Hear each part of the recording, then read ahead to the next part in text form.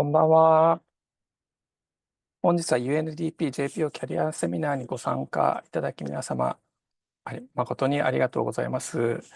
今回イベントの司会を務めます UNDP 駐日代表事務所で広報を担当しております毛利と申します。よろしくお願いいたします。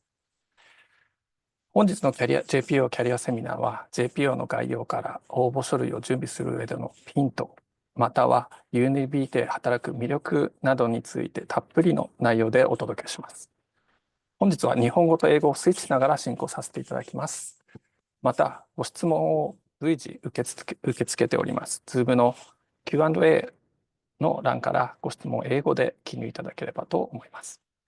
また、イベントの登録の際にすでにいただいております質問については、すでに登壇者と共有させていただいておりますので、再度記入いただく必要はございません。それでは、早速イベントを開始させていただきます。まずは UNDP 駐日代表のハジャリッチ秀子より開会の挨拶をさせていただきます。少々お待ちください。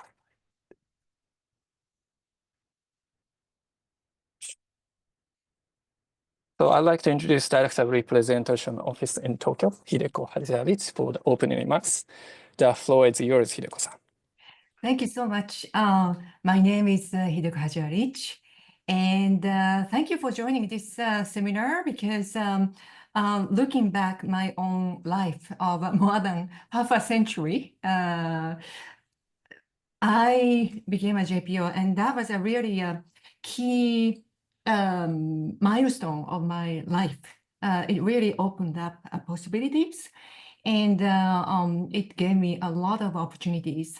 I started as a JPO in Bosnia and Herzegovina in 2002, several years after the Dayton Peace Agreement. And there were a lot of roles for UNDP to play in rebuilding the nation and also promoting democratic governance together with local partners. But wherever I went, after that, I went to UNDP Iraq. And then at that time, New York headquarters, beautiful development policy, working on MDGs. And after that, I went to Bhutan, and again, UNDP headquarters, and Sudan and Kuwait, and then now here in Japan. And I can testify that working as a JPO was really a milestone of my life, and it really changed the way I view the world. And if I go back, magic happens, and if I start over, I'd like to again apply for UNDP's post as a JPO because of the broad mandate, and my colleagues will also talk about the more concrete stories. But whatever we do, everything is connected. It connects to advocacy, it connects to policy making, it connects to the implementation of policies, a lot of interactions with the local people, the government, and the civil society. So every day was excited. Of course, I have to be honest that I worked really hard when I was a JPO. Unbelievable. But I was never exhausted. Maybe partly because I was younger, but it was the excitement and the opportunities that kept me going. So I hope that today's event will be something, precursor to your milestone of your life. And I really hope that you will join us as a junior professional officer. And if I was not a JPO, I'm not here right now. So please keep your interests going and look forward to the conversations after the presentation. So thank you. ありがとうございました。それでは次に、すいません。はい、次に JPO 派遣制度について、その概要を外務省国際機関人事センターより御泥正一様よりご紹介いただきます。少々お待ちください。御泥様、よろしくお願いいたします。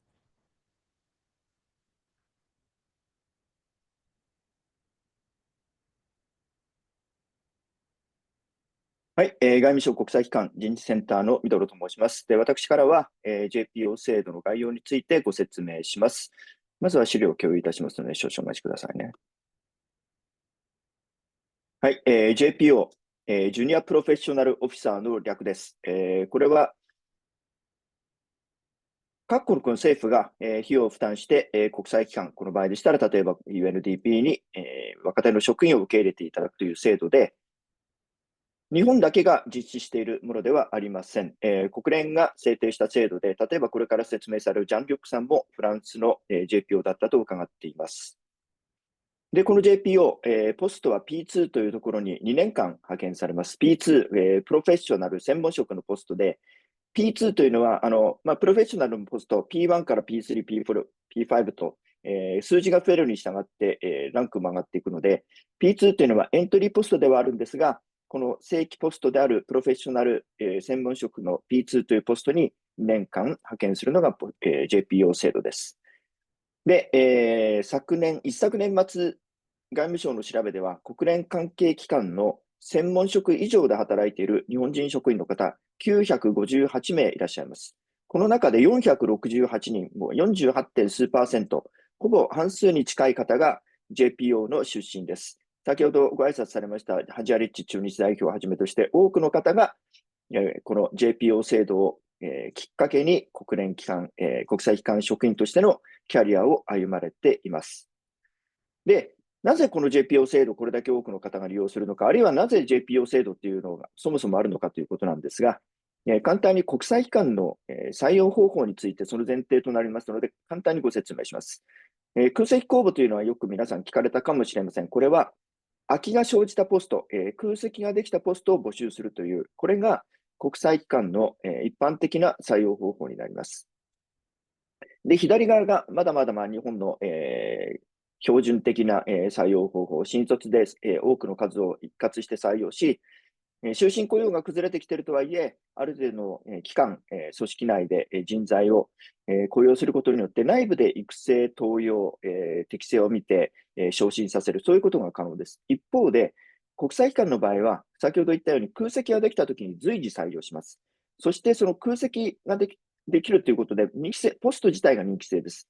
そのために、そのポストが空いたところを埋めて、すぐに採用された、その日から働けるような即戦力が求められているという、ここが大きな違いになります。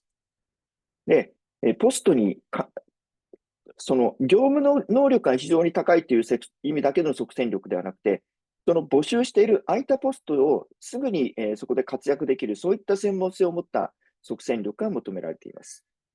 で、その即戦力どうやって測るかというと、学歴と職歴で、学歴は修士号、関連分野の修士号を持っていることが必要になります。そして職歴ですね。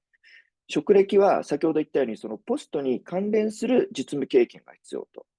ですので、例えば、UNDP の、特定の分野で働いた経験があれば、当然、それに関連した分野のもう一つランクの上のポストに、応募するときも、それは重要な職務経験になると思うんですが、一方で、そういった職務経験がないとなかなか空席公募でポストを獲得することは難しいんですね。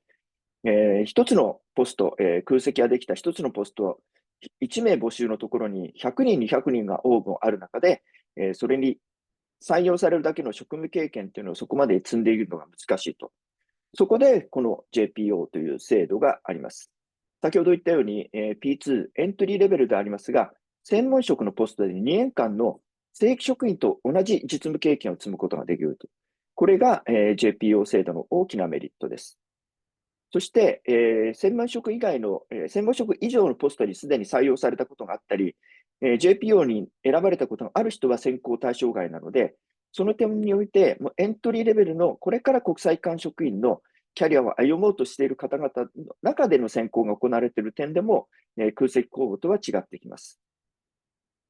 さらに、これからご説明あるかもしれませんが、JPO のポストというのは各国際機関が JPO に対して、提供しているものなので、そのポストをこれから、JPO として、キャリアを歩み出そうという人と、すでに P2、P3 の経験がある人が争うということはありません。そういう点でも、エントリーレベル、これから、キャリアを歩む人たちのためにあるポスト、そして、その JPO という制度になります。で、先ほどからこの JPO50 years というハッシュタグずっと、出ているんですが、これはですね、日本が JPO を派遣して、今年度2024年度で50周年になります。ですので、多くの方々に、画像を提供していただいて、こういうビジュアルも作っているんですが、これまでに日本の外務省は2000人を超える、JPO を派遣しています。ですから、このセミナーに参加されている方も、これから UNDP の、ポストに応募されて、その2000に続く第51期として派遣される JPO を目指していただきたいなと思っています。で、募集は年1回、空席公募と違って年1回、そしてここに書いてあるように2025年度、来年派遣する JPO の、候補者選考は2月3日もうすでに、募集が始まっています。で、年齢は35歳以下、ジュニア若手世代のための、制度なので35歳以下、そして P2 エントリーレベルといえども、専門職ポストに派遣するので、修士号の学歴や必要職歴も2年以上。そして、国際機関共通言語は英語ですので、英語で仕事ができるレベルがあることも求められています。それでですね、そういった募集については、我々国際機関人事センターのウェブサイトで行っているので、今からスライドから実際のウェブブラウザーに切り替えて、そのサイトをお見せしますので、ちょっとお願いします。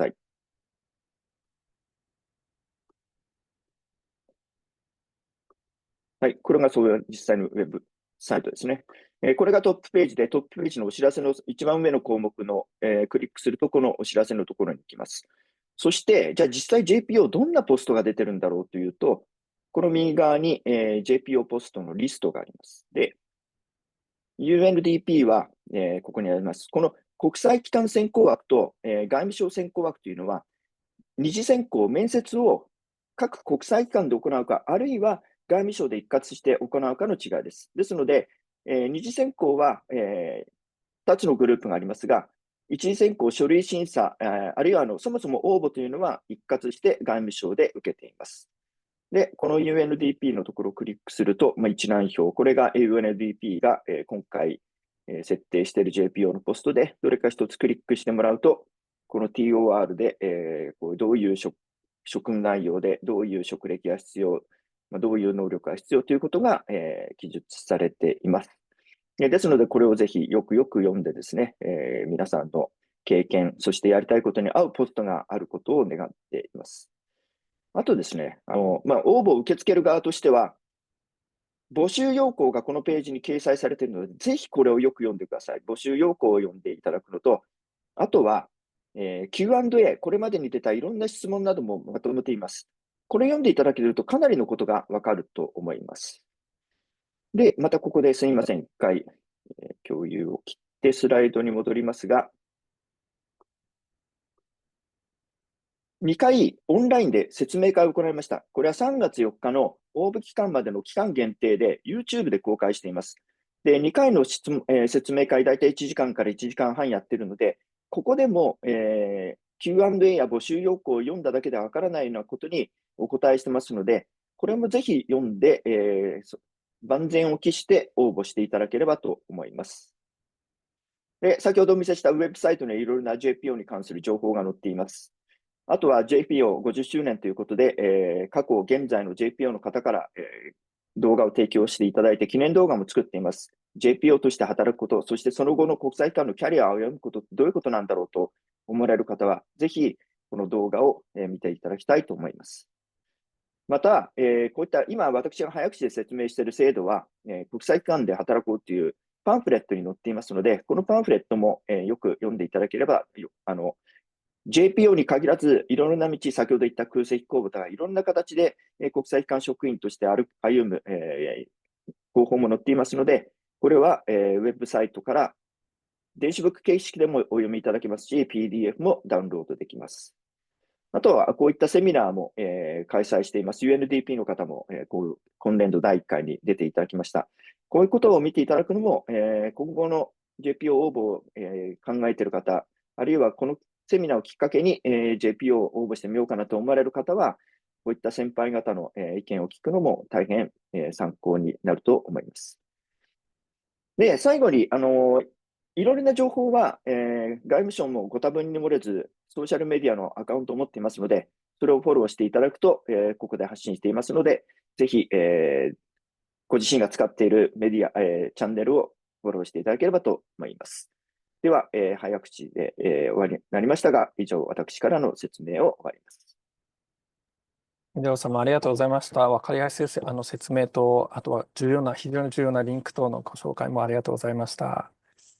ミドル様にも後ほど Q&A のセッションがありますので、質問があれば、チャット Q&A のところからご質問いただければと思います。ありがとうございました。はい、少々お待ちください。はい。So now switch to English again. So let me introduce Jean-Luc Massaran for the keynote speech. He's a talent acquisition and partner specialist at the UNDP Human Resources Office. And this time he will talk about how to successfully apply for the UNDP JPO positions and practical tips and advices. And followed by the panel discussion, which will be moderated by Jean-Luc. So the Jean-Luc floor is yours. Thank you. Thank you so much, Hide-san, and good morning from Copenhagen, Denmark, where I sit, and good evening to all of you based in Tokyo or elsewhere in Japan, and good afternoon, maybe if you're in between the time zones, I don't know. But it's really a pleasure to see so many of you online today and to be able to interact with you through these outreach webinars. So thank you so very much to the Tokyo office for organizing it. And also thank you so much to Mr. Midoro-san for this introduction to the Japanese JPO program and the JPO program overall. I'm Jean-Luc Masselin, working with the Office of Human Resources of the UNDP, and among other activities, I'm very much involved into the JPO program. Just like Ms. Hideko-san Hadzialik, who said that she started as a JPO, I also started as a junior professional officer 25 years ago with the UN, funded by France, where I come from. So again, the JPO program is an amazing opportunity for young talent to join the UN, and the UNDP JPO program is a very, very good entry door to the UN. I'm going to share my slides in a second on how to apply successfully. But before that, I'd like to just highlight the fact that over the past many, many years, Japan has had very high retention rate when it comes to UNDP JPOs funded by Japan staying in the UN system. So in other words, becoming a UNDP JPO is probably the best entry door to UNDP for sure, and one of the best entry doors to the UN system. So I would really encourage you to consider it. Now, I'm going to share my screen. I have a few slides to share, and then we will have a panel discussion and ample time for Q&A sessions. But I would like to start, sorry, I'm just going to find the right page. Otherwise, Hide just shout if it doesn't show up. I think it does. Yes. Can you see the page changing, the slides changing? Yeah, very good. Yes. Yep. Thank you.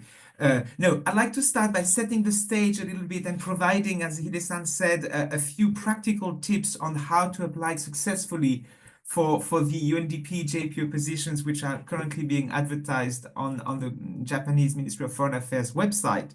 We will come to that in a second.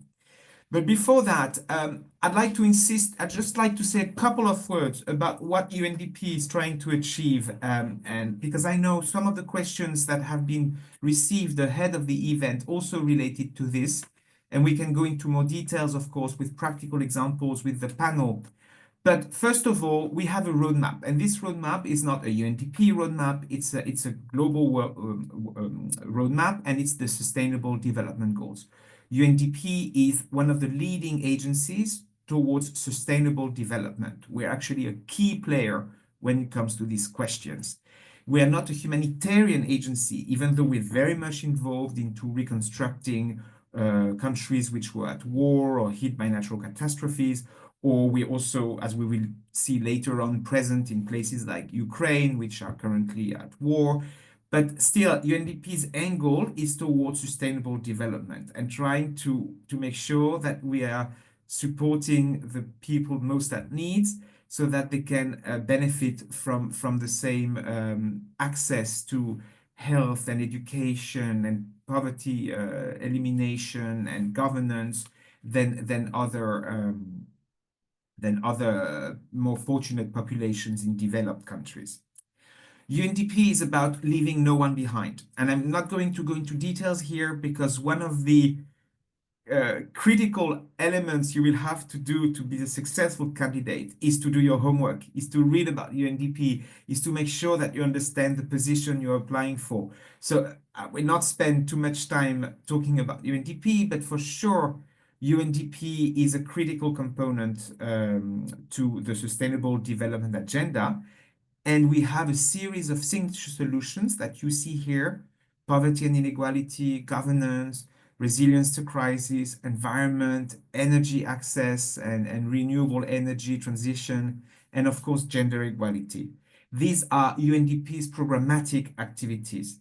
You will see in a second that the JPO positions, which are available now for applications for this year's cohort of JPO placements, the JPO positions are very much linked to what you're seeing here, of course, because that's what UNDP is doing.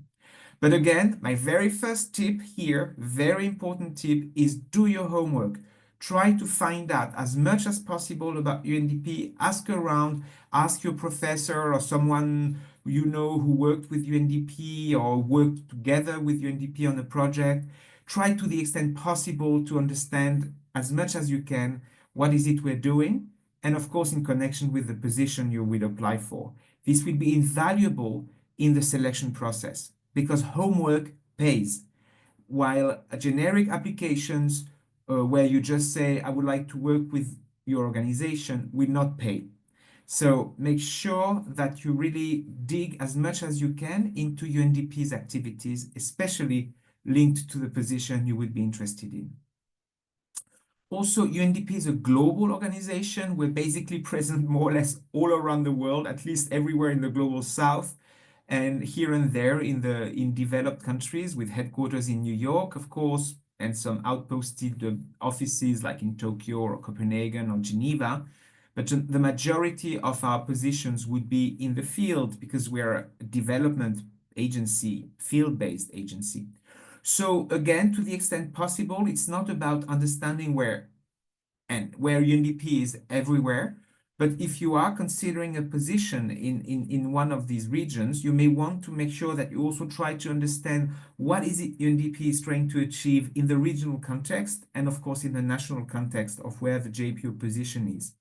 So we're back to this importance to do some homework so that you really are as equipped as possible to demonstrate that you are passionate about what UNDP is doing and that you actually have invested time in understanding how we operate and where. Now, this is not JPO specific, but I would like to start with the first slide about what is it we look for in candidates. Because any type of positions, including JPO positions, will have some requirements. And these requirements will be a mix of educational requirements, sometimes language requirements, and of course, professional requirements. You know, what technical expertise we look for in a candidate. And these requirements, the more you have in terms of desirable requirements, the better. But some of them are must-have requirements, basic requirements, if you want. And if you're not meeting these basic requirements, you will not be considered for the position. So I'm sure Mr. Midoro-san has already presented some of the requirements when it comes to the Japanese JPO program, you know, in terms of the eligibility to become a Japanese JPO. But beyond that, there are also some requirements which are specific to positions you would be applying for, be it a JPO position or any other type of positions. So you really need to read them carefully to make sure that you are eligible and also to make sure that you relate to these requirements in your application. so that the recruiters can see and the hiring unit can see, oh, she's the right fit or he's the right fit for this position. Typically in the UNDP, we look for candidates also who, if possible, have field experience. By this, I mean exposure to developing country contexts. So if you have this on your CV, it's always a plus. And if you don't, you may want to try to find a job opportunity which brings you this experience in working in a developing country. We also look for candidates who think innovatively, who have project management experience, and also being exposed to a multicultural context. And again, it will be usually specified in the job descriptions, in the vacancy announcements, but overall, it's always a plus to have these requirements, or these qualifications rather. So again, my tip here is make sure that you understand what type of requirements are linked to the positions, and try to relate to them as much as you can. Right now, we have 6 positions advertised. Actually, it's really hot from the press. I do believe they've been advertised this very day, today, ahead of this webinar. So it's a very exciting time for you as young talent to join UNDP through these 6 positions, which are highlighted here. As mentioned earlier, these positions are advertised on the Japanese Ministry of Foreign Affairs website, and it's the Japanese MOFA which will do the first screening of candidates. I have a slide on this in a second, but make sure that you take full advantage of this window of opportunity in the coming 4 weeks. Deadline for application is the 4th of March. So it's actually not exactly 4 weeks, it's a bit less than that. So until the 4th of March, you can apply for all these positions here. And as you can see, some of them have a similar topic, like related to energy or environmental questions overall. And some of them are more specific to another topic. So of course, your profile would fit one and maybe not the other. So again, read carefully the requirements. So how does that work? The job openings are online, so you need to search it, and then you will land on the Japanese MOFA webpage, and from there you can apply. There will be an evaluation of the applications, which will be in 2 steps. First, the Japanese MOFA is going to shortlist candidates for each position, and then they will send these candidates to UNDP for final selection. And then, depending on the positions, we're going to have different types of tests. Sometimes there will only be an interview, and sometimes there may be a written test first, or a recording maybe of a short video, depending. But usually with JPOs, it's only an interview. I will say a couple of words on that in a second, and then we will take references. So make sure that you list references who are available and to answer fast once you are being shortlisted, because that would be a step in the process before you're being offered the position. So again, some overall considerations before applying. Please check the requirements. They are really, really important. The must-have requirements must be met. The desirable requirements, well, the more the better if you want. And then try to identify and relate to all the competencies that we're talking about. It's a bit complex if you have not applied in the past. This is not UNDP specific. This is more UN specific. So try to invest a little bit and read a bit about the recruitment processes. Try also to relate as much as possible to the background of the position and the functions in the position.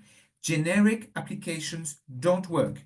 You need to tailor your application to the position you apply for. This is a very important piece of information and tip for a successful application. Also, when you prepare your CV, in the UNDP and the UN, we have a certain CV format. You can find it out on the internet. I don't have time, unfortunately, to share more details now.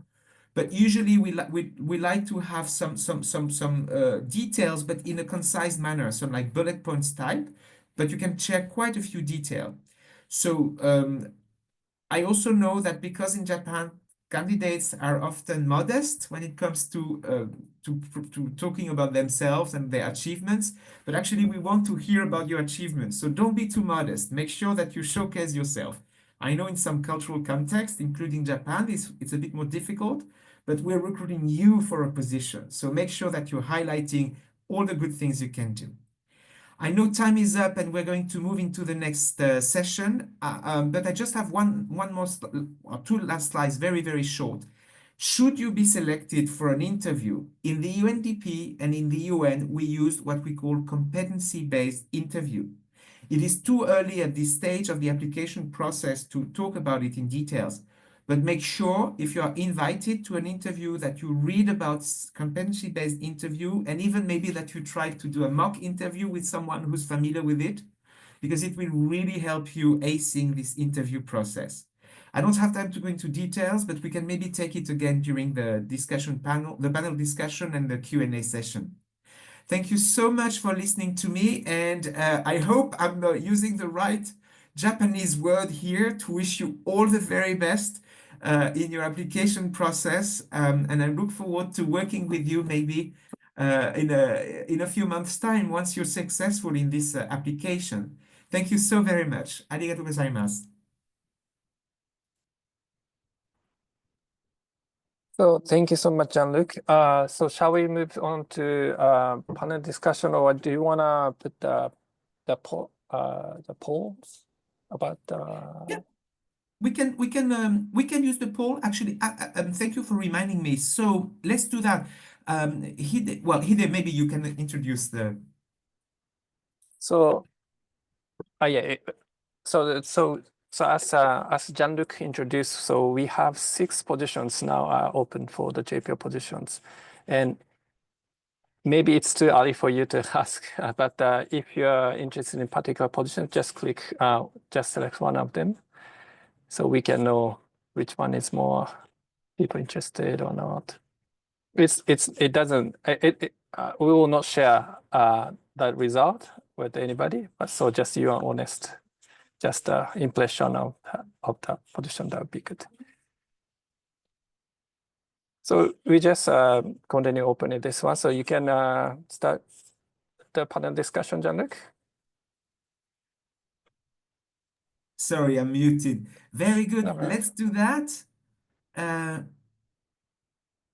So thank you so much for listening carefully to our 2 keynote presentations, and also Ms. Hideko Hatsialik's introduction. And now we're going to move into the second stage of this webinar, which is a panel discussion with 3 distinguished guests, who are present today with us. And I'm going to, let me see. Yes, there we go. So including me also as the panel. So it's really a pleasure to welcome all 3 of you. We have Ms. Miho Yokota, who's a strategic partnership specialist with the UNDP representation office in Tokyo, so based in Japan. Hello, Miho. Very nice having you in the panel. Then we have Ms. Sashiko Hara, who's a program analyst with the UNDP Sustainable Development Hub. Hi, Sashiko. Very nice seeing you again. Hello. Yeah, thank you very much. Hello. And then we have Yuta Kono, who's Mr. Yuta Kono, who's based working with the UNDP office in Ukraine as as a monitoring and evaluation and project implementation support specialist. A warm welcome to you as well, Yuta. Thanks for having me. Absolutely, and I'll be also part of the panel, but also moderating. So I will let you, the 3 of you, answer most of the questions, and maybe we will take once in a while there will be a question which is more HR related, and I will take it. Great. So really, once again, a warm welcome to the panelists. What we're going to do, we still have 55 minutes. We're going to start with around 25-30 minutes of a panel discussion. And then participants have shared quite a few questions already, both online and ahead of the event. And we will try to answer as many of these questions during the second half of the panel discussion. So between 7 p.m. and 7:30 p.m. Tokyo time.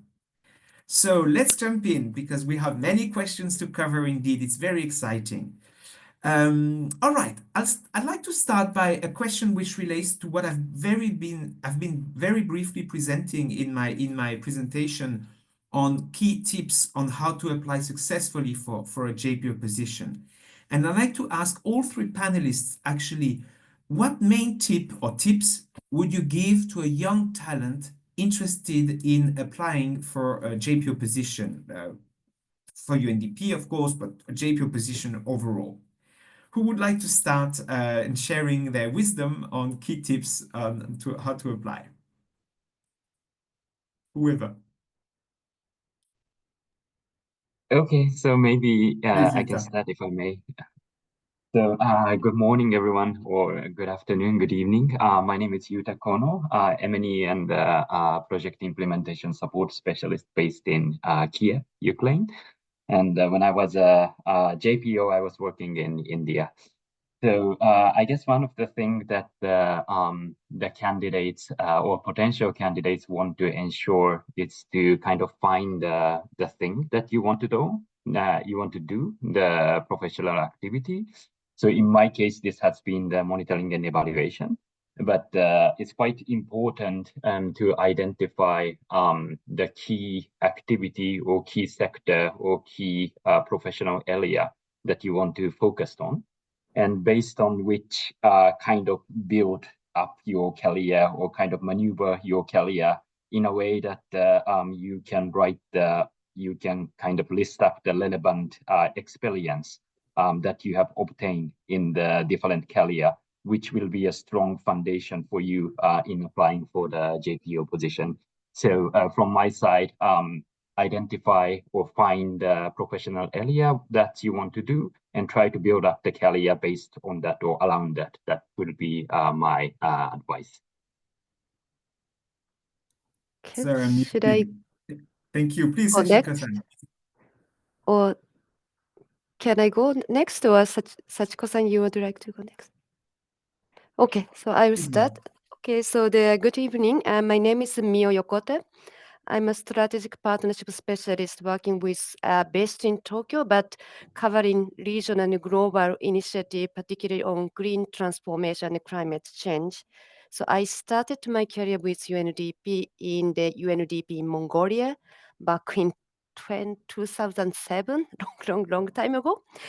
But as actually Jean-Luc and Yuta-san kind of covered the points I wanted to share.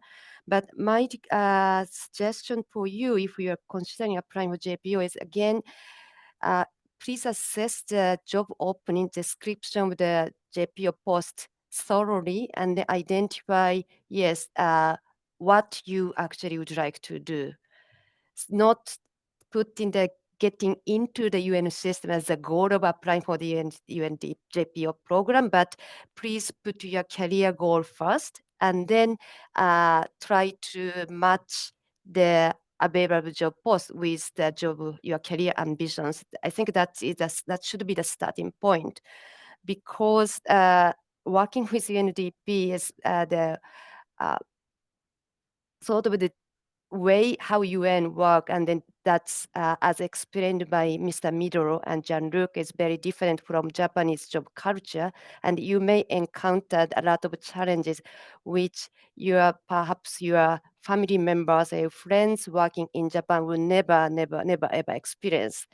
So that's why it is super important for you to find something you really like to do as your first point of UNDP, because this is going to help you when you have sort of the challenging time with working with UNDP. So my advice is, please try to find what you would like to do in job opening and then try to build a career. And then otherwise, maybe this time you may not find any suitable positions for your career ambitions, but then please keep your eyes on, right? And also seek advices, because you may not find, there are some connections of the jobs where you may never think of, imagine the linkage of what you have right now. So this is also my advice: keep your eyes open and then seek advice from outside of your own cubic. Over from my side. Yeah, Thank thank you. you so much. Yeah, would you like to follow to the Mio-san and Yuta-san? Hi, nice to meet you. I'm Sachiko Hara I'm working in the UNDP Africa Sustainable Financial Hub in the South Africa. I think I'm the most refreshed person. I'm the 2023 JPO. So from me, I have 2 points to people who consider apply the JPO position. So first point is that maybe it's better to take a stock of your career and gain experience. As Miho-san, other people mentioned that it's quite important to matching your the matching the TOR and your experience and knowledge like the current have. So I really strongly recommend all other people to read the TOR very detailedly. And then please recognize like what kind of skill is required, and then what kind of work you might do if you apply there. So that is, I think, the first point. And the second point is that I strongly recommend to talk people who already work in the UN or who know that position, because I think it's a bit difficult to read what kind of position it is by just reading. So I strongly recommend to talk who know about that detailed things. Maybe I think you already joined such seminars, so you already got more information than others, but there are more seminars, so please check the future seminars. Then if you visit the Gaimusho website, so you can get more information. So I strongly recommend to build a network with the people who know about that position. Thank you so much. Thank you so much to all three of you. And also, Sachiko, thank you so much for reminding me to mention that there will be another webinar indeed.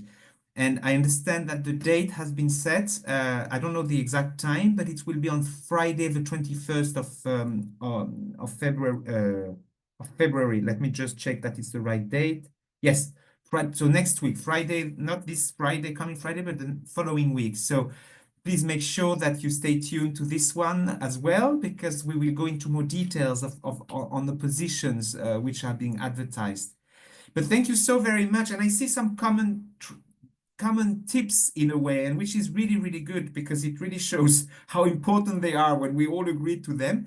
And I also like the idea to take stock of where you are today. You may not be fully ready for applying, maybe, but that's the very first stage before meeting all the requirements. So these were very good tips.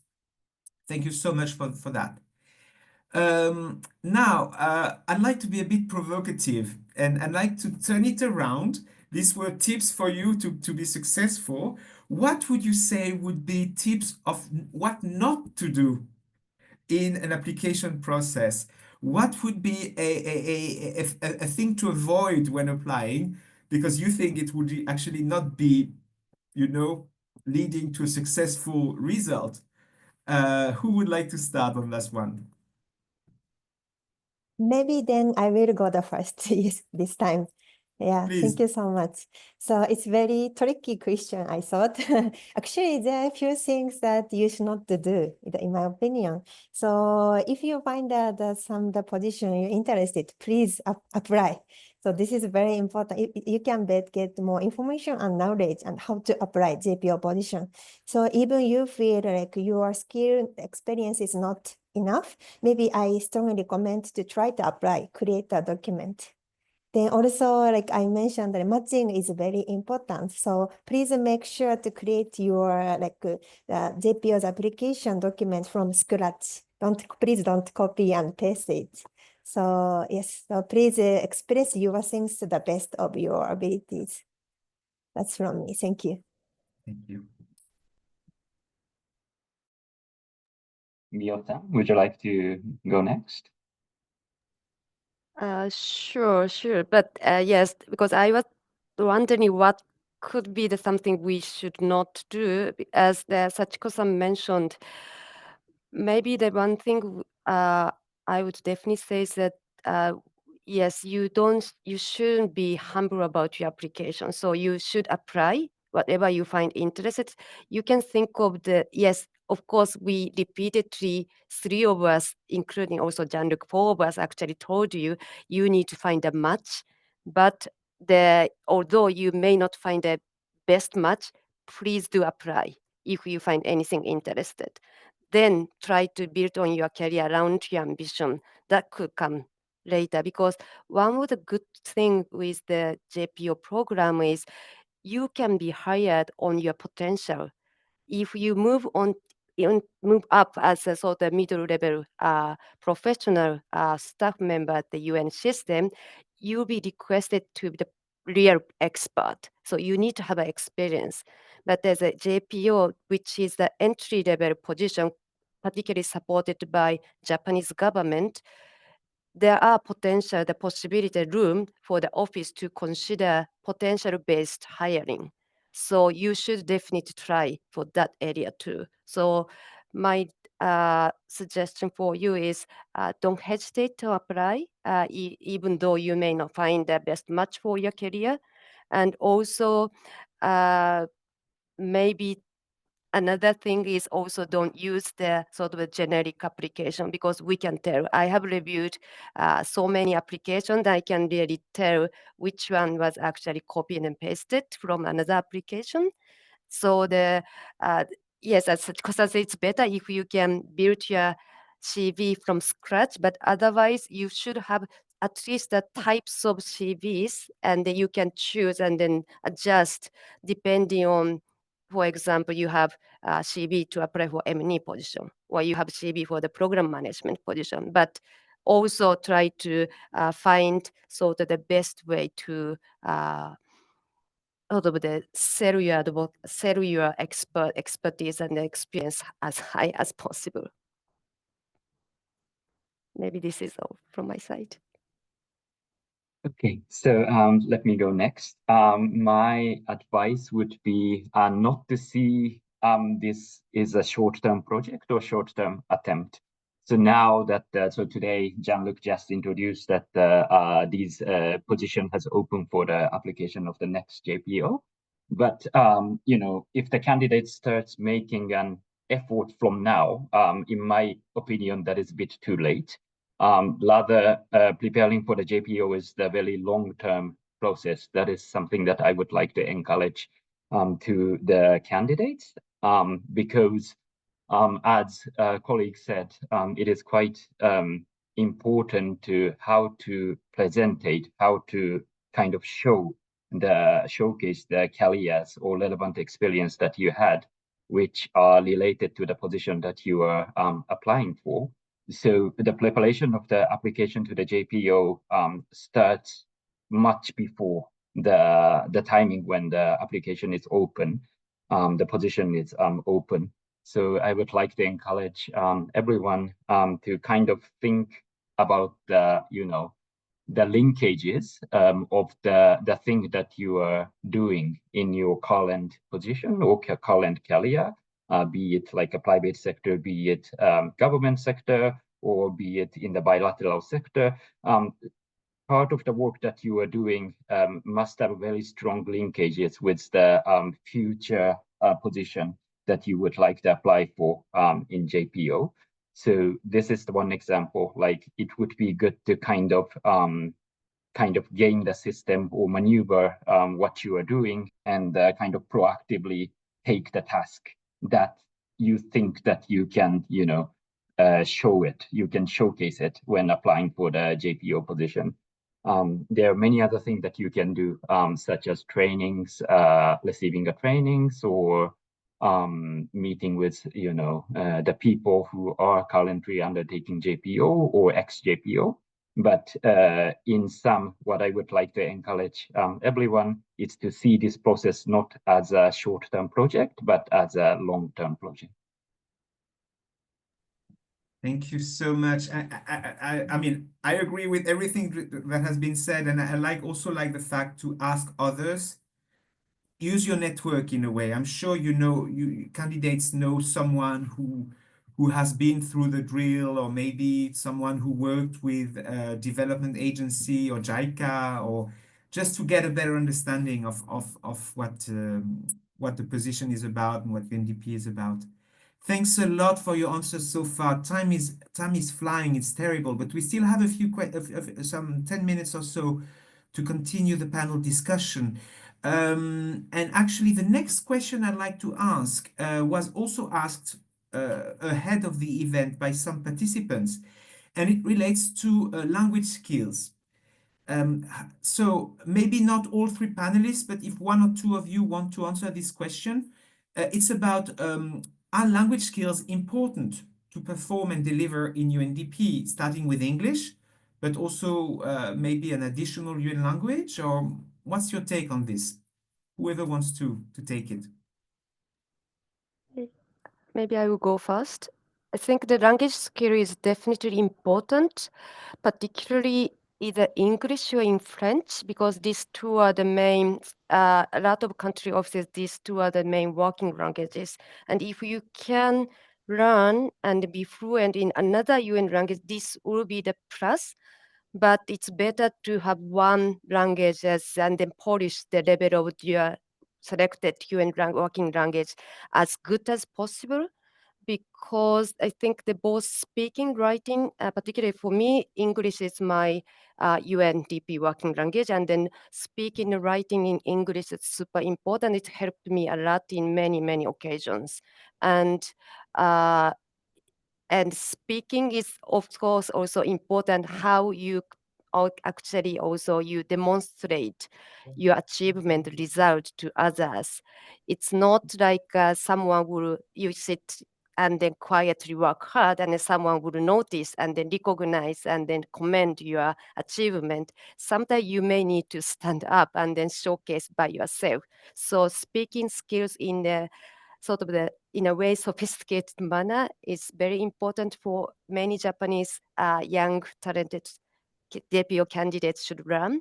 And also writing in English in a very concise and then accurate manner is also very useful skill to build, because in many offices, this type of technical skills are very, very, very appreciated by particular senior management. Over from my side. Thank you, Mio. If possible, I'd like to edit my, thank you so much. Yes. Sorry. Yeah, because I'm working in the Africa, and then I'd like to share my current situation. Actually, there are so many like projects in the French-speaking country in my environment. So definitely like second language is quite important. I think it's really depend on which region or which country, what kind type of project you want to be involved in the future. If you, for example, if you want to work in the Africa, French is definitely, it's kind of important language. I really feel the French is very important every day. Then learning language, it takes time. So I strongly recommend you to start from today. Then actually, I'm working with many like people from other countries like Africa. So then I can speak the Chichewa, the language in the Malawi. So such a local language actually really help to communicate with the other colleagues. So yeah, definitely it's better to learn the more languages. Thank you. I would also like to add both Mio-san and Sachiko-san about the importance of French. I would like to share my experience when I was a JPO. This is a few years ago, and one of the most important mission for JPO is to secure the position after JPO. And I've applied for more than 70 positions, and I fail. It was a long journey. Fortunately, the Japanese JPO's retention rate is quite high, but still that doesn't mean that it is easy. And when I was applying for these kind of positions, I encountered few positions, not few, maybe some positions that I could have applied if I have a French capacity. So because the competition will be a little bit, less intense if there is the restriction of the language, because there are less number of the candidates who have the French capacity compared with the English. So I would really encourage everyone to, if you would like to, learn the second language, go for French, especially if you want to increase the possibility of retention in UN, particularly in UNDP. Having that at the stage of applying for JPO also demonstrates that you have a higher survival rate or higher survival percentage after completing your JPO assignment. So yeah, definitely recommend you to have a French capacity. Thanks a lot, and oh my God, I'm sorry to hear you had to apply for so many positions, but you got in, so that's the result was there. So great. But I also need to add that from an HR perspective, actually we lack candidates speaking French. So if you actually apply for a position where French is required, usually your chances are higher because there are fewer candidates. I mean, statistically. And especially if you're not from a native French-speaking country, then it brings more diversity to the workforce, which is something we also look for. So as a Japanese, mastering English is a must, that's for sure. If you can get French on top of it or aside to it, it's really, it opens even more doors. But as Sachiko said, it does take time to learn a language. So one needs to really start early. Very good. Very good. All right, we still have a few minutes and then we will come into the Q&A part, but I think we're already answering some of the questions that the participants may have. So I'm going to use now a few questions which are targeting one of you only. So if that's okay, let's start with you, Sachiko. We will, if I could ask you to briefly share with us your professional background before becoming a JPO. Some participants have asked basically what typical background do JPO candidates have? So please. Sure, yes. So, yes, I'd like to share my case. So, since actually my university days, I'm always inspired my career and improve the lives of the people who suffering the income inequality from birth. So, as a result, I have built a constant career focus on the supporting the private business and enhancing the income generation, especially in the Africa. So yes, after I graduated university, I started to work in the Fujitsu company, one of the major ICT company in Japan, to learn about the business. Then to get the field experience, I joined the JICA Overseas Cooperation Volunteer, JICA 海外協力隊. Yes, then I went to the university, the University of Sussex, and then where I explored how business contribute to development and how digitalization can improve people's lives. Because I wanted to analyze the experience in Malawi from academic perspective. Then after that, I joined the JICA. Firstly, I worked in the JICA headquarters and then managed several projects related to the private sector. And then moved to the Ethiopia, at that time working as a JICA expert, the startup expert. And then I operated several startup related projects with the local ministries and accelerator incubator startup and so on. So at that time, I'm very interested in private sectors and startups. Then in January 2024, I joined the UNDP Africa Sustainable Financial Hub in South Africa as a JPO. And then here I operated the startup project, the Mita Toshika program funded by Japanese Ministry of Economy, Trade and Industries. I'm supporting the many startups. So yeah, my career is for my university passion. So, but however, everyone have the different way. So I think many many people joined the UNDP after valuable experience and the transition. So if you want to know what career way other people spend before entering JPO, I think please check the MOFA Gaimusho website. There are so many examples. So thank you so much. Sorry, I'm unmuting myself. Thanks a lot, Sachiko, for this background, the highlights of your professional background. We're now going to I'm now going to ask Neo if you could elaborate a little bit on your current functions. I mean, you mentioned it had a regional perspective. You're based in Tokyo. It had a regional perspective. Can you share a few words so that candidates also get a feel of what type of activities UNDP may be doing from Tokyo. Thank you. Sure.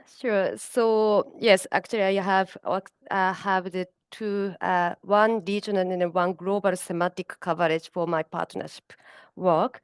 So as I said, I work as a strategic partnership specialist, but particularly covering two big Japan-funded thematic initiatives on climate change and green transformation. One is for regional in the Pacific countries, and another one actually has a global coverage. So it's not only Asia Pacific, but other regions such as Arab states or Asia, CIS countries and the other areas.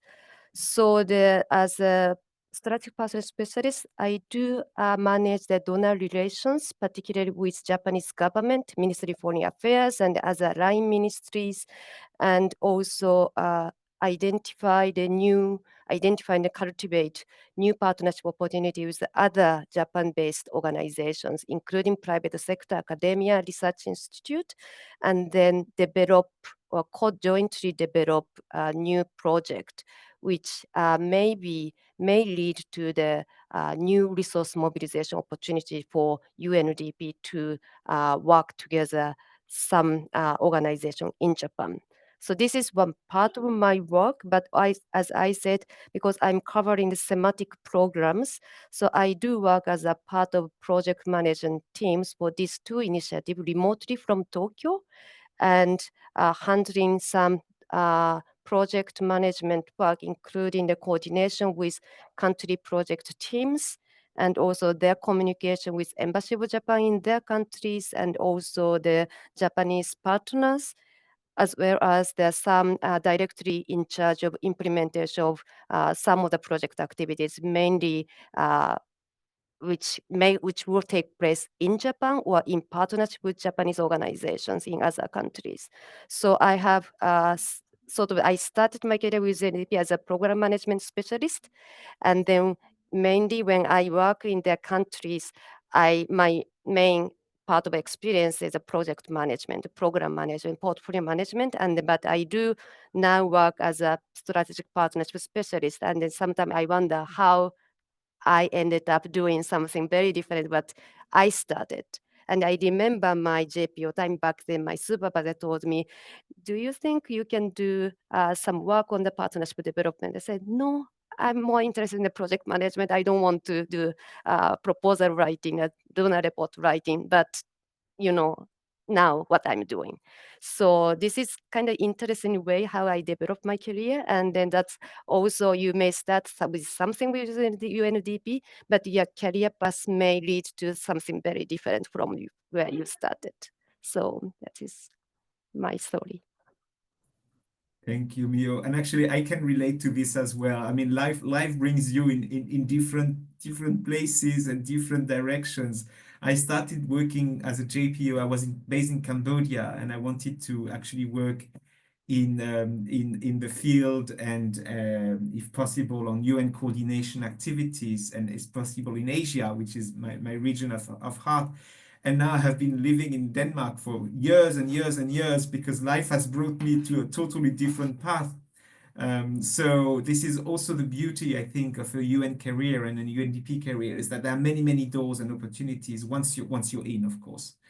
So thank you so very much for your candid feedback to this question. Now, the last question before we join the Q&A session now will be to you, Yuta, and maybe if you could say, what do you find most satisfying when it comes to working with UNDP? Because many candidates here, of course, are wondering, what is it to work with an agency like UNDP and to work abroad, etc. So what do you find most satisfying personally? Right, Jean-Luc, thanks for the question. For me, one shining aspect of UNDP is the wide variety of the theme or thematic area that we are working on. So we do activity in system strengthening, and this is how to strengthen the government system, inclusive growth, how to enable people to make more money, energy and environment, gender equalities and women's empowerment, justice and human rights. So, so many area. Often UNDP is referred as like a department store or supermarket in the aid industry. So this is, if you see the UNDP's activity, you can find the most of the thematic area that are being covered by UNDP. So this diversity enable you to have a close colleagues from the very different area of the thematic area. For example, in Ukraine office, in my case, I have surrounded by many colleagues, and some of them are expert on the mine action, and some of them are experts in the debris removal, economic revitalization, government capacity building, justice to human rights. So all the colleagues are expert, and it's really wonderful that, you know, sometimes you go for coffee or lunch, or sometimes you go for drinks with these colleagues and exchange thought. And on top of that, you know, if you want to create your, formulate your own project or activity, you can get the support from these wide variety of the experts. And you don't need to send an email to request the help. You just go to, you know, his or her desk and, hey, I want to make this kind of project. Can you help me? So it's that close. And so that's one of the things that really good and satisfying when working at UNDP. And also, although Jean-Luc, I know you asked me one, but I want to answer two. The second one is the level of the digitalization that we are involving. For UNDP, digitalization is very, very important, and we really kind of internalize the concept of the digitalization when implementing the project. For example, in Ukraine, we use the drones, these flying, you know, drones in identifying the mines, explosives. And also when I was in UNDP India country office as a JPO, we did the IoT, you know, Internet of Things, IoT application to agricultural area. So in India, one of the issue is the farmers tend to use too much water in agriculture. So we wanted to kind of save the water. And we set these different IoT devices across the agricultural field and get the data whether the water is adequately given on the farm, or maybe it is being, you know, too much. So this kind of digitalization really gives you a lot of insight and excitement in working. So I think this is also a very satisfying things when I work within UNDP. Thank you so much, Yuta. And actually, I'd like to mention, you mentioned digitalization, and also just to confirm that when we recruit JPO positions or other type of positions, we will be increasingly using this competency as a key criterion. So to candidates, if you get the chance to be exposed to questions related to digital transformation, innovative strategies, use of AI, etc., this will be a very, very strong on your CV. It's something which is big in UNDP and which will become even bigger indeed. So thank you so much for that. Wow, excellent. Thank you so very much to all three of you for answering these questions during the formal part of the panel discussion. And now more questions coming our way and your way from the participants. So I'm going to make a mix of questions which we have received live now from the current participants, and we also received a few, many questions actually ahead of the event. So let's do a mix. And the first one, actually, I will just be a bit rude and take the chance to answer the very first one here, which relates to the retention rate of UNDP JPOs for the past few years. And I'd like to share that on average, I'm not talking Japan now, I'm talking average, UNDP JPOs around 57%, oh sorry, something just fell, around 57% of the UNDP JPOs stay in the UN system afterwards. The majority stay with UNDP, around 80% stay with UNDP, and then a few stay with another UN organization. So more than half the JPOs stay in the UN system after the end of their assignment. When it comes to Japan, the percentage is higher. It's between 60 and 75%. Usually it's 70 plus.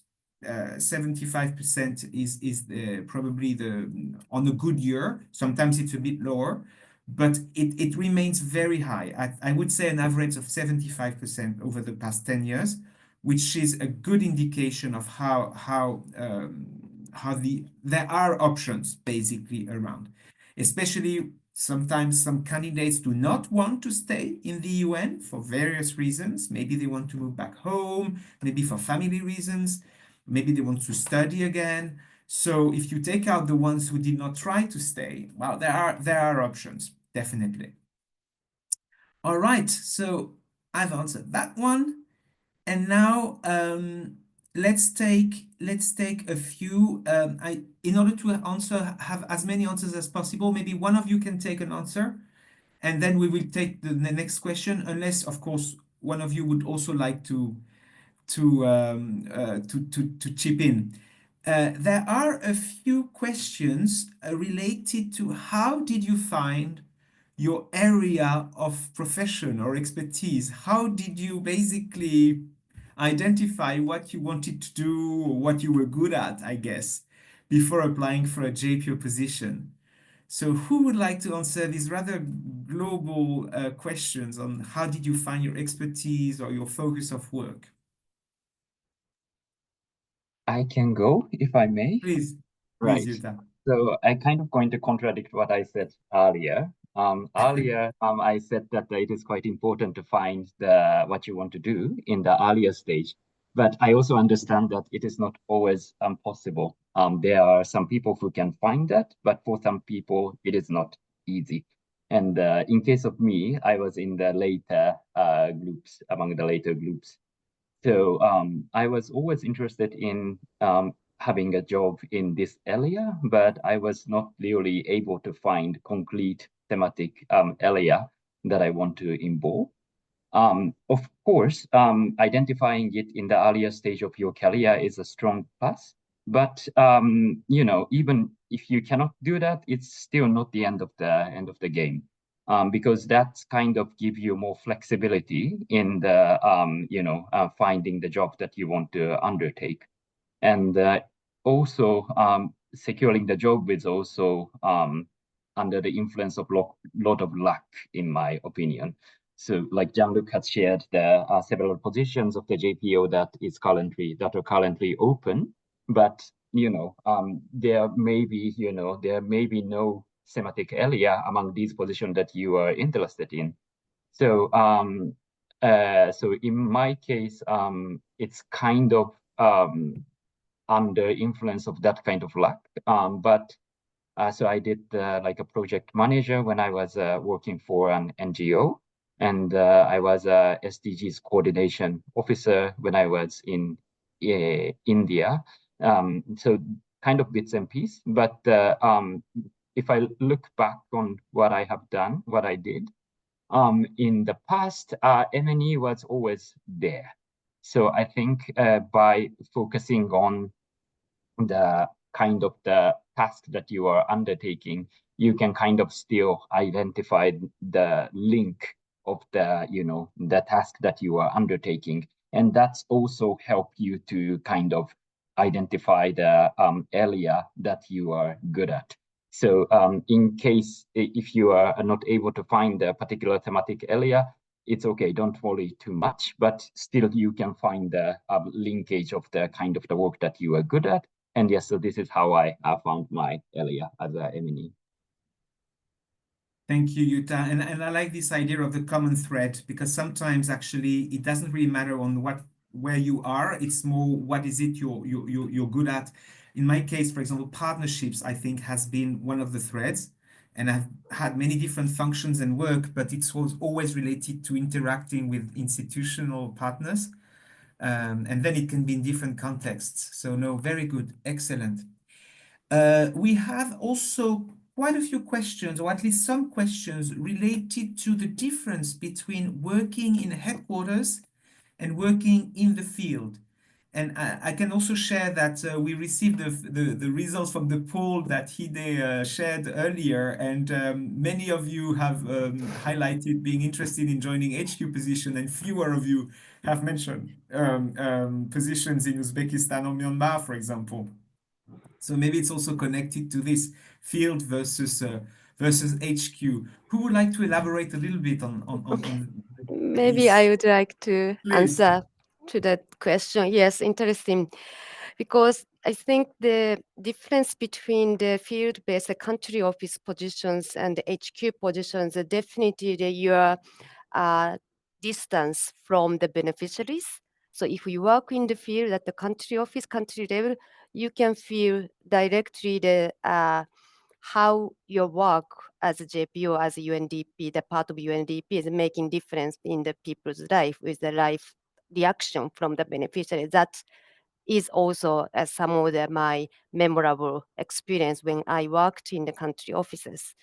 And and also another way is that in many cases, the country offices human resource capacity are limited. So you may end up taking a lot of other things beyond your job descriptions, and this may broaden your career opportunity because you will do almost everything. You do perhaps do the project management, you do more M&E, you do report writing, you do some of the partnership development. So you have opportunities to have many experience. And in HQ or regional offices where there are a lot of technical staffs available, you may have more opportunity to go deep in the particular thematic areas. But then the area, the sort of the scope you can work, you can exercise your agency may be a bit limited compared to countries because there are more experienced staff colleagues around you. So you may not, office may not request you to work on proposals if office already have a dedicated resource mobilization specialist. But the beauty is because the size of the office is big, so the scale of the programs or initiative, you may be able to engage maybe the bigger than country level initiatives. And you may have also more exposure to other technical and thematic expert who has more career in UNDP or UN system. So this will be also the plus point for you. So it really depends what you would like to do and what makes you more interested in working with UNDP. Thanks a lot. And I'd like also to add that as a whole, having field experience, even if you are more interested in headquarters positions, is always a plus in the application process, just to stress that again. So it's always good to have some sort of exposure. Excellent. Well, actually, that brings me to another question, and maybe all three of you can answer very briefly if you want, about whether or not you had internship or volunteer experience at UNDP before joining UNDP. So basically, had you been exposed to UNDP before you joined, on a regular contract, UNDP? Maybe just without going into details, but just to get a feel of the room. I can start with myself, and the answer is no.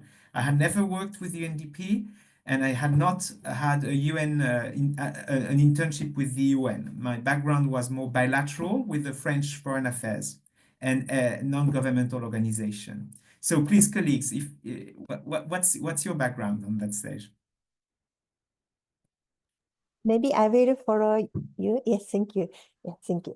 Yes, actually, I can say yes and no because I had experience to the working in the UNIDO as an internship before going to the studying in the university. So yeah, but I don't have experience to working in the UNDP before I applied to the UNDP position.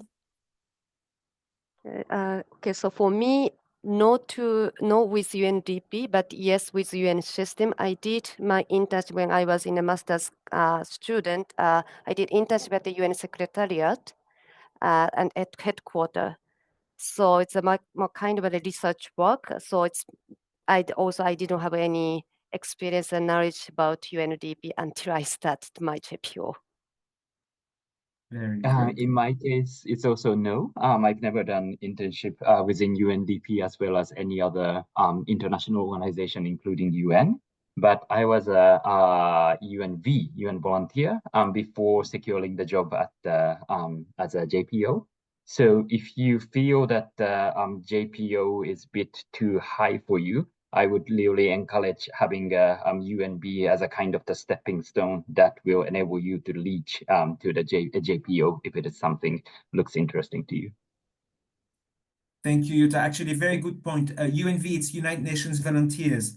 And unlike its name, you actually get paid. It's a full-fledged employment. It's a voluntary employment. So you do not stay UNV the rest of your life, but it is fully professional and valid on your CV, and you get an indemnity so that you can live not richly, but at least get by without a problem. So thank you. It's a very good point. Very good. There have been also a few questions related to work-life balance. So maybe one or two of you would like to answer this. When it comes to basically how do you maintain a work-life balance in a very hectic and busy and dynamic world related type of work as we do in the UNDP? So how do you deal with that? Who would like to start? Maybe then I start. Yeah, Ukraine is a bit specific, or how can I say, peculiar duty station in a way, because it is the non-family duty station. So and I think there's no JPO opportunity in Ukraine. But if I share my experience, yeah, so one of the difficulty is that you can't bring your family, and I have my family living in Tokyo, my wife and my daughter. So yeah, so this is always difficult, but at the same time, the organization provides you a quite generous kind of special leave that allow you to reunite with your family time to time. So in case of Ukraine, I am eligible to leave the country once in 6 weeks, and you get the 9 days leave in Japan, and you can also combine that leave with your annual leave. So normally I take around 2 weeks and go back to Japan. And that allows me to kind of maintain the solidarity and feel the, family, even though I am working in the non-family duty station. So yeah, I think occasionally it's not easy, but also I think the organization is quite providing a very generous, let's say, support to kind of try to keep yourself with your family. Oh, sorry, I was muted. Please, Sashiko, yes. Yes, I can add it the some point. Compared to, I think, Yuta, I'm more actually working in the South Africa. And then I started to live in the South Africa with my husband, actually, starting the JPO. So yes, so I think it's really depend on position, depend on country, what kind of life you will have. And then, of course, when I have like the program, the very busy time, actually, I need to work a bit late. I think it's as well as other job, but definitely, I think I'm succeeded to keep work-life balance. Then also, I would like to add it. There are some colleagues who have actually bring child to here and then working. So I think compared to the maybe Japanese as a company, maybe it's kind of more easier to like keep balance and then grow child. It's really depend on your life strategy, I think.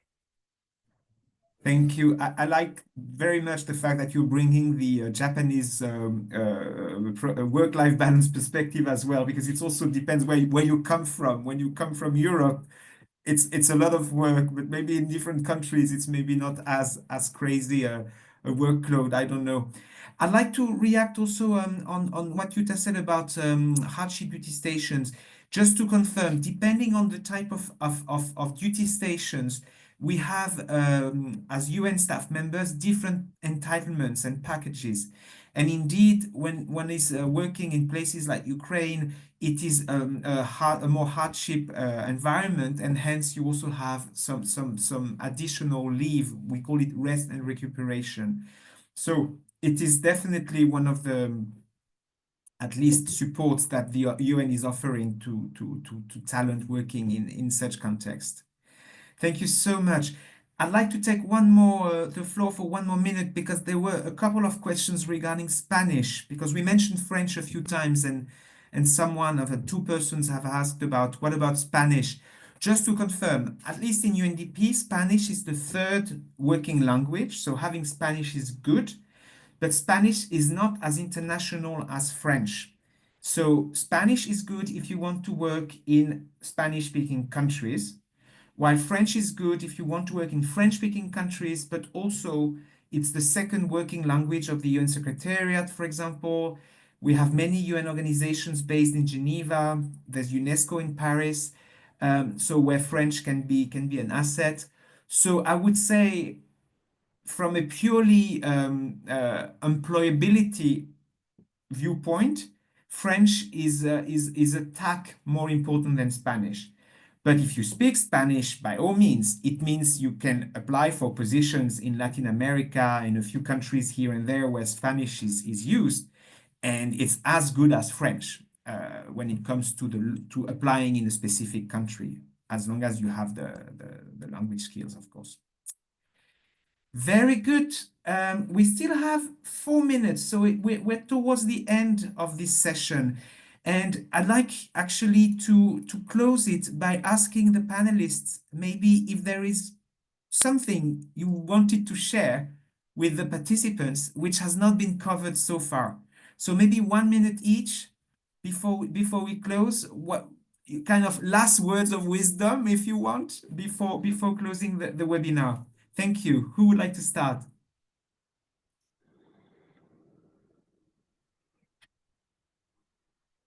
Okay, so if I may, yeah, well, thank you so much, colleagues, and I am very happy to have this opportunity. And I guess we had over 100 participants, and I am really happy to see many Japanese people being interested in JPO. Yes, so successing in securing the JPO position is not, the easiest thing to do. I guess that normally there are around, how can I say this in English, Jean-Luc? There are around 6 people, 6倍ぐらいの倍率があるってなんて言うんでしょうね、これ。I don't know. So yeah, normally you need to kind of, there are many competitors, and I think there's around 600 people, 600% of the people, who want to secure this position. So apology for my English. Okay, the number yeah, of people. Number of appeals, exactly. So it's not the easiest things to do, but I would like to encourage everyone not to give up, because I myself applied for this JPO position for I think twice or thrice at least, and I wasn't successful, unfortunately. But at the end of the day, I secured this position in India. So like I said earlier, I would like to encourage everyone to see this not as a short-term project, but as a long-term project. And if you don't give up in applying for it, even after you fail once or twice, the capacity and the presentation of you is, becomes stronger and stronger every time. And I believe that eventually you'll get the position. So please don't give up. And I am wishing all the best to you. And once again, I would like to say thanks for joining this webinar. Thank you so much, Yuta. Who wants to take the next? I would like to build on what Yuta-san said. Yes, as the Yuta-san described, this is the long-term journey, not like a short-term project. But also, I also would like to add, getting JPO position is one thing, and whether you can continue as staying inside the UNDP, that another thing. As Jean-Luc said, detention rate is relatively high for UNDP JPOs, but still you need to compete. It's not like a automatic continuation of the position, and you won't be offered any post if you sit and wait. So every few years, you need to renew your commitment to the passion and then ask yourself if you would like to continue, do it again, and this will continue. You need to repeat it until you decide to get retired from UNDP. So this is actually long project, the starting point of long project for you with UNDP, but it's good for me, at least for me, I feel it's always good for me to think about my career, think about my commitment, what I would like to do every few years, and then renew my commitment every time. So if you can enjoy this kind of mindset, JPO UNDP work is definitely for you to go for it. And if you feel like a bit tired, of course you can get job outside of UNDP and then come back, because UNDP is open. It's not like a Japanese company. Once you get retired, you may not be able to go back. Like a UNDP keep the door open to everyone. So it's not like you can maybe have some break with UNDP and come back. So please try, and then we look forward to seeing some of you in very near future within UNDP. Thank you, Mio. Yeah, thank you very much for joining today's session. So yes, as Yuta-san said, actually, it's really appreciate to join the many people today's session. And then I think definitely today is one of the first big step to apply the JPO. So I recommend like you check the JPO position maybe after this session and then read the detail. Then I would like to emphasize the importance of the building network. As Mio-san said, this is a long journeys project for you. So building networks always good. And then maybe to imagine what kind of environment you might work after you got the position. Maybe it's better to hear someone who know that mindset is very important. Also, I would like to remind that there are UNDP seminars, so I'd be happy if you join it and you can dig the position detail more. Thank you so much for joining. Thank you, Sachiko. Thanks a lot to all three of you. And of course, thanks to the participants for asking all these questions. It was really good. I know we are running out of time, so over to Hideyuki for the closing part. Thank you so much. Thank you so much, everyone. I'm sure it was valuable for people who are considering applying for UNDP. And 最後に1点ご案内がございます。2月21日にハイブリッド形式で第2弾キャリアセミナーを開催予定となりました。第2回のキャリアセミナーでは今回の JPO 公募ポストにある各事務所の担当者から具体的な仕事内容や魅力などポストに特化した内容で開催する予定です。対面参加される方は現役 UNDP 職員や JPO の経験者から直接質問するなどをする機会も設けたいと思っております。今回の JPO に応募予定の皆様はぜひご参加ください。イベントの詳細は近日中に皆様にメールもしくはウェブサイト SNS にてお送りしますので、ぜひご参加のほど検討ください。それでは皆様ぜひ UNDP のポストへのご応募をご検討いただけば幸いです。ありがとうございました。Thank you everyone for joining us. Thank you so much. Bye bye. Bye bye. Thank you. Bye. Thank you. Bye bye.